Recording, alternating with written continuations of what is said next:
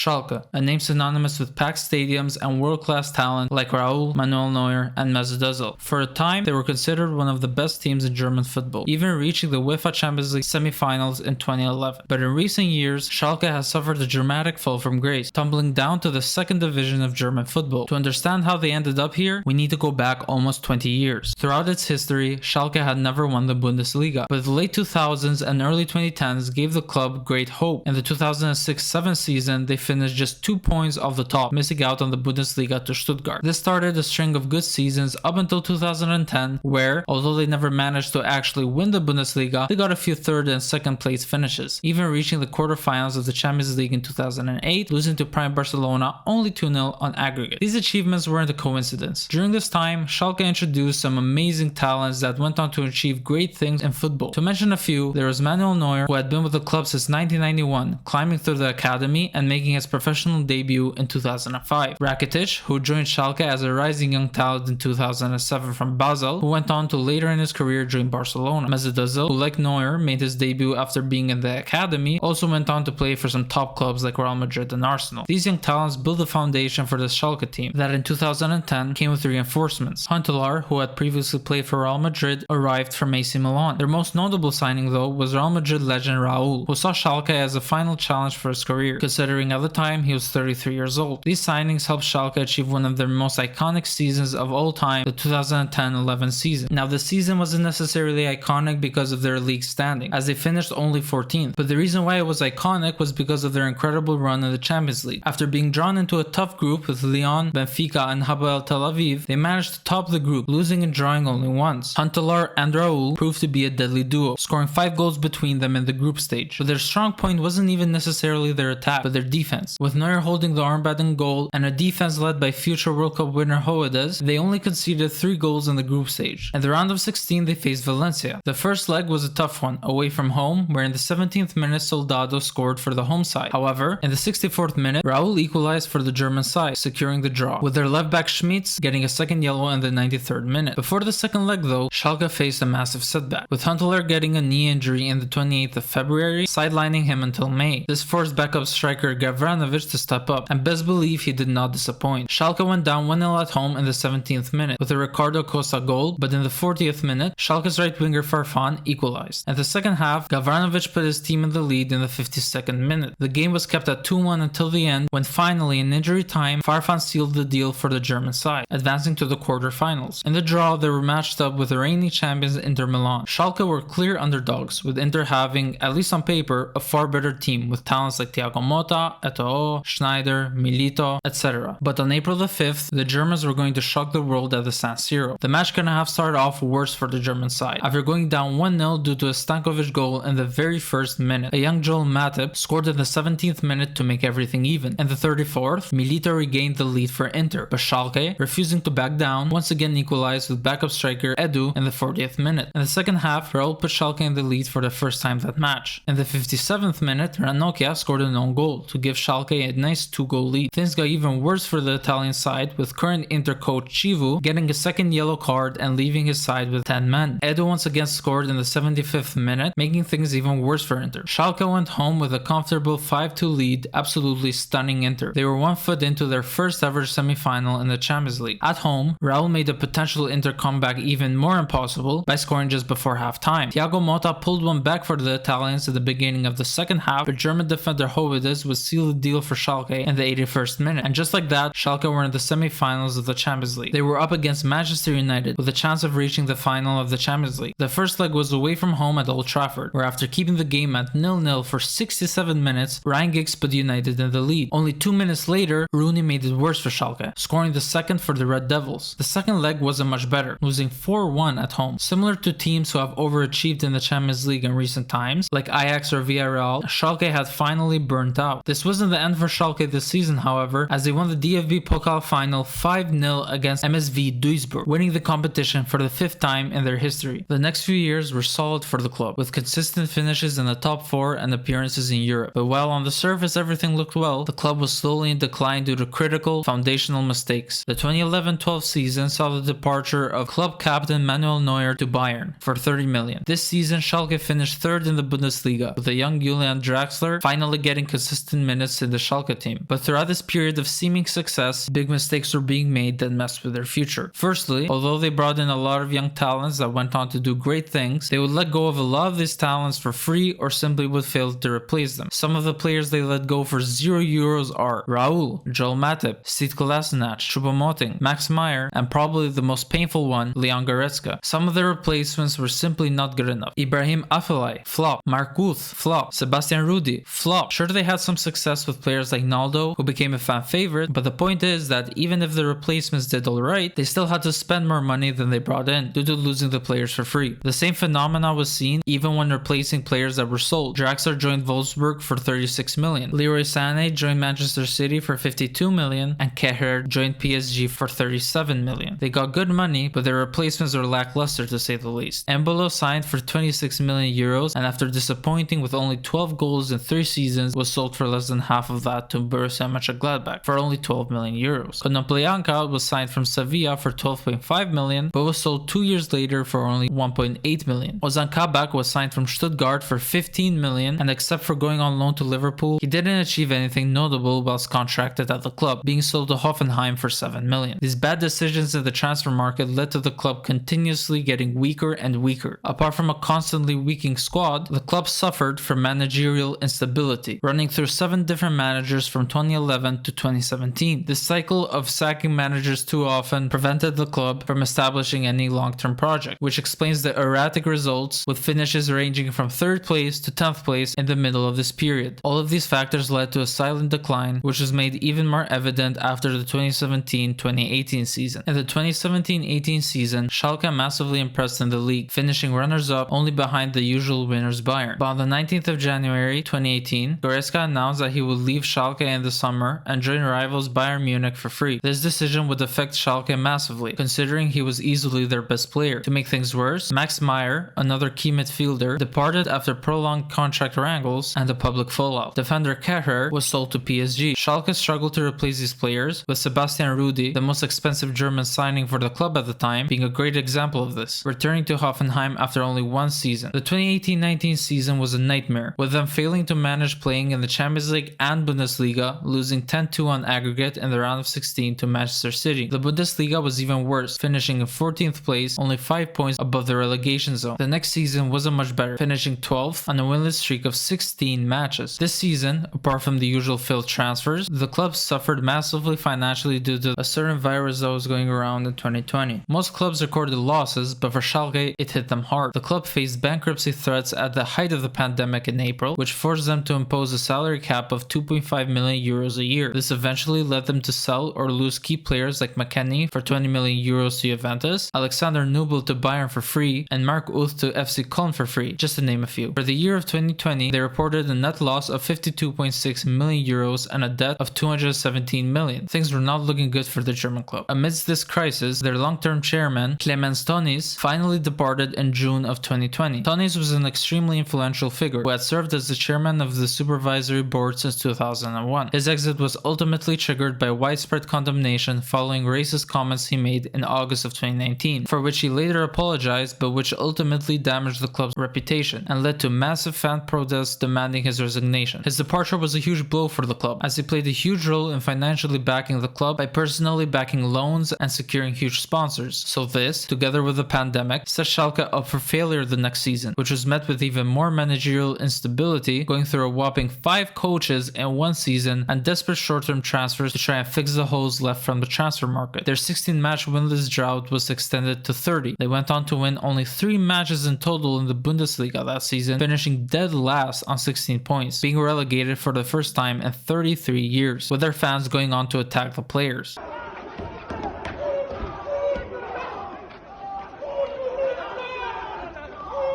The 2021-22 season was a massive success, as they bounced right back from the 2nd division in 1st place, but the relief was short-lived, as a certain war struck the club's core finances. You see, Schalke's main sponsor since 2007 had been Gazprom, a large state-controlled Russian energy corporation. The original deal in 2007 was reported to be 125 million euros over 5 years. By 2021, when Schalke was already facing relegation, Gazprom extended the deal until 2025, a sign of their loyalty, paying a reported annual fee of around 10 million euros, even though Schalke were going to play in the second division, with a promise to increase the fee upon return to the Bundesliga. But in February of 2022, Russia decided to start a war with Ukraine, aiming to invade the country. Long story short, since Gazprom is state-owned, Schalke was immediately forced to sever ties with the Russian company on the 1st of March 2022. Losing this key sponsorship, which was reportedly worth up to $30 million a year in the top flight, was a catastrophic financial blow to an already debt-ridden club. This forced Schalke to rely almost entirely on loans and free agents to survive the Bundesliga. Unfortunately, the squad was not competitive enough, and the club finished in 17th place with 31 points, relegating them once again. The 2023-24 season saw the club nearly face utter destruction, with just 2 wins in their first 10 matches, forcing them to sack their manager Thomas Reis and replace him with Karel Gerrits. Only in October, a possible relegation to the third tier of German football was on the cards. In January, it was reported that if Schalke were to be relegated, they would not be granted a license for the third division due to their large amount of debt. This would force them to play in Regionalliga West, the fourth and amateur division of German football. The club, however, managed to pull off an escape, finishing 10th, staying in the second division. Despite new people in management trying to make the financial situation better with things like salary caps and debt restructuring, they were still in a tough position, continuing to buy short-term options in order to simply keep the club afloat. In the 2024-25 season, although they once again managed to survive staying in the second tier, they did finish in 14th place, once again barely staying up. However, on the financial side, things were looking better. In the year of 2024, the club earned 95 million euros in revenue, 3.4 million more than the previous year, whilst for the first half of the 2024-25 season, they recorded a profit of 6.6 million euros, which was way better than the 2.4 million lost the previous year. And most important, the actual value of the company went from minus 103 million euros to minus 98.1 million euros. And overall, the financial situation was and still is getting better. With growing revenues, shrinking losses, and a gradually recovering equity position, Schalke is slowly regaining stability. This stronger financial situation should allow the club to invest more wisely in players, youth development, and infrastructure, creating the conditions for better performances on the pitch. The aim for upcoming seasons is clear: to climb back to the first division of German football and re-establish themselves among Germany's elite clubs. This isn't going to be easy, but I think it's safe to say that they're moving in the right direction.